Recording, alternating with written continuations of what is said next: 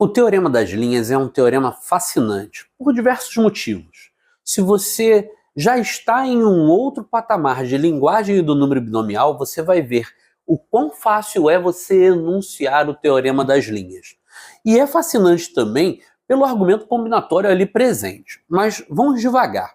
Eu quero que você olhe para a nossa imagem mais uma vez e quero que você me ajude a identificar o que acontece se eu somar os elementos da linha de número n igual a 2.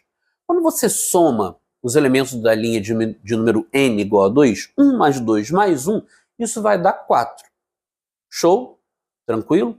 Se você olhar para a linha de número n igual a 3, você vai somar esses elementos e você vai perceber que 1 mais 3 mais 3 mais 1, isso é igual a 8.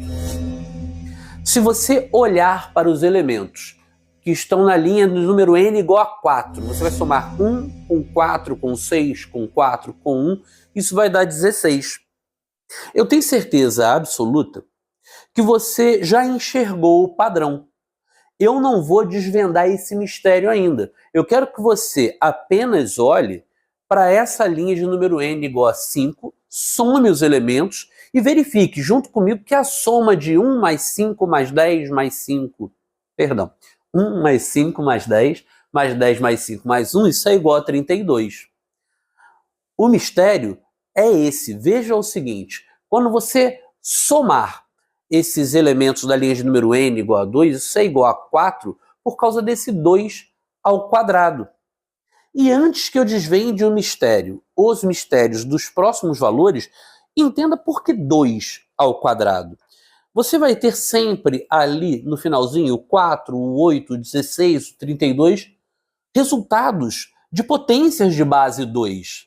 E por que são potências de base 2? Existe uma única maneira de eu explicar isso para você, contextualmente, que é ilustrando o conjunto com dois elementos e simbolizando para você uma argumentação binária.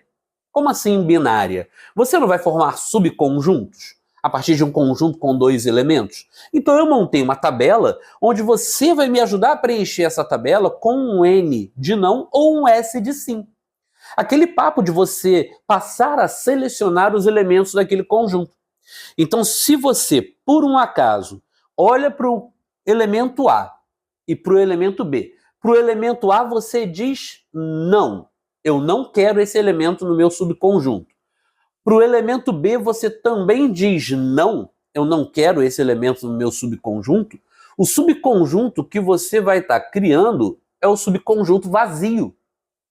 Se você disser sim para o A e não para o B, você está dizendo que vai formar um subconjunto unitário e que o elemento que vai compor esse subconjunto unitário é o A. Você pode dizer ao contrário, não para o A e sim para o B? Pode. Desse modo, você vai estar formando um outro subconjunto unitário, dessa vez só com o B. É claro que você pode dizer sim para o A e sim para o B. Deste modo, você vai formar um subconjunto com dois elementos. Essa ilustração, essa lista, nós já tínhamos passado para você na aula anterior. Agora, por favor, entenda que isso é ou não é uma argumentação binária.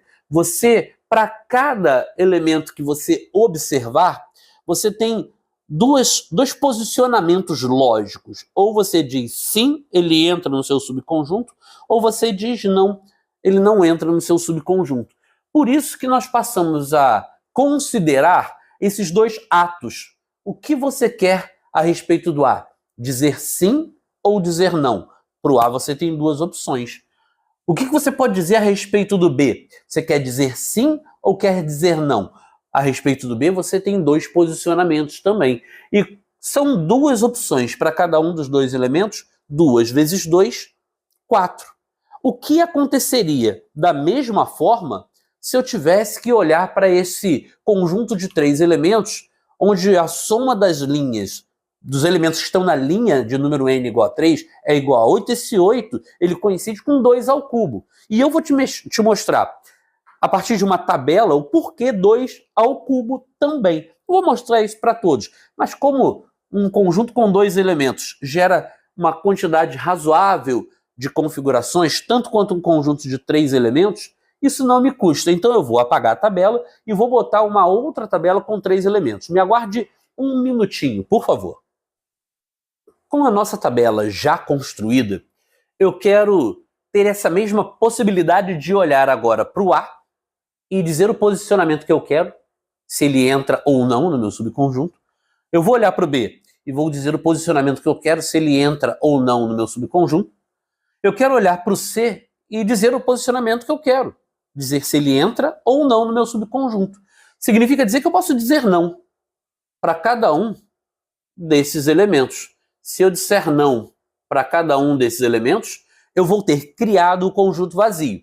É claro que eu posso dizer sim para um deles e não para os demais.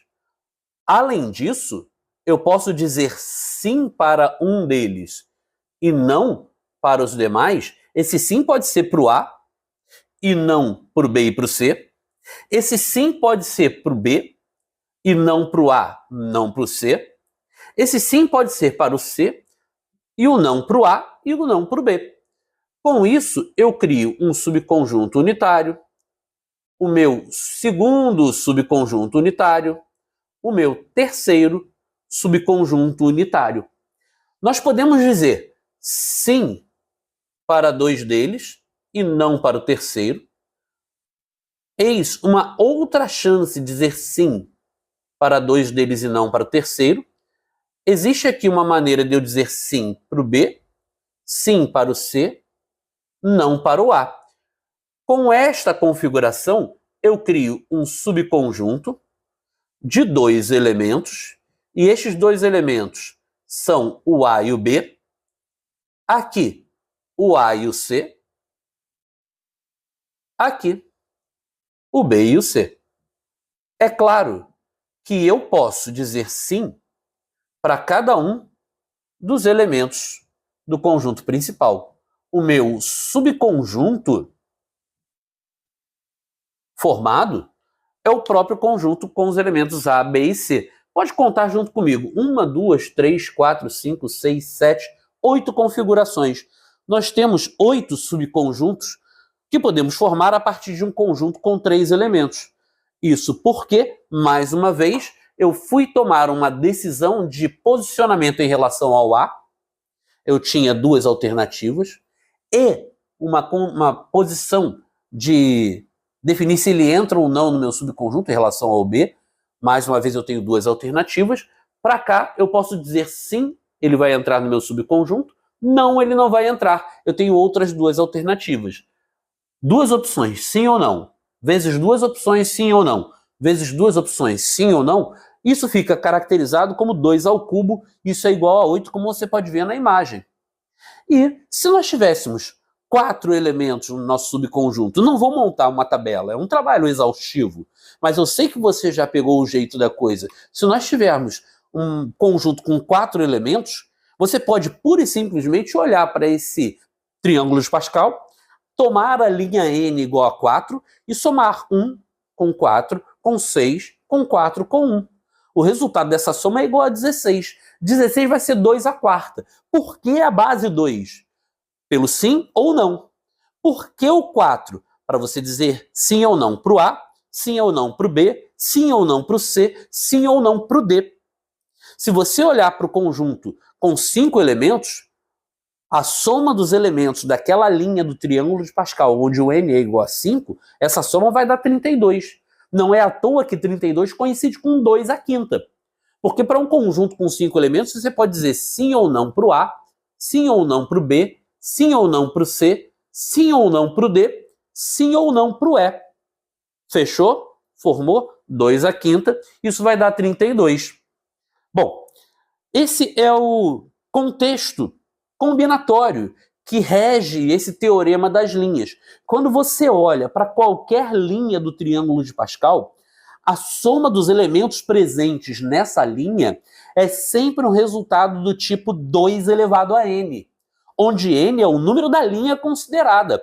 E agora nós reunimos condições de falar sobre esse teorema das linhas, enunciar esse teorema das linhas muito tecnicamente. Como? Você vai somar os elementos de uma linha. Todos os elementos que você for somar para enunciar o teorema das linhas pertencem a uma mesma linha. Então você vai estar somando todos os números binomiais que caracterizam os elementos daquela linha. Nós vamos considerar uma linha n qualquer. Pronto. Todos os elementos que você está somando pertencem a uma mesma linha n. E detalhe que você está somando todos os elementos desde a coluna 0 até aquela coluna onde o P se torna igual ao próprio n. Então você vai estar somando n binomial 0, com n binomial 1, com n binomial 2, com n binomial 3 e assim por diante, até você chegar a um momento onde o P vai ser igual ao n.